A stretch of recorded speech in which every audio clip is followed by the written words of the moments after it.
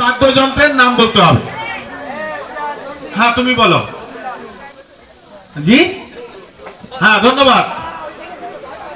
আমরা 2 নম্বর প্রশ্নের উত্তর দাতাকে পেয়ে গেছি।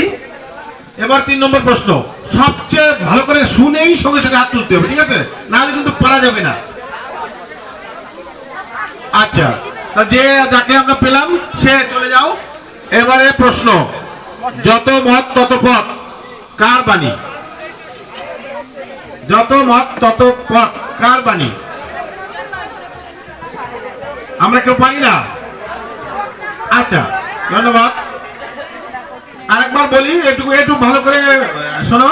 যত মত তত পথ, এই যে বাণীটা কে কার বাণী এটা? আচ্ছা আচ্ছা ঠিক আছে ধন্যবাদ। বাংলাদেশের জাতীয় মন্দির কোনটি? বাংলাদেশের জাতীয় মন্দির কোনটি? আমরা পারি? প্রশ্ন কি একটু কঠিন হয়ে গেল আমাদের? হ্যাঁ আচ্ছা ঠিক আছে, প্রশ্ন সহজ করা যাবে, সমস্যা নেই।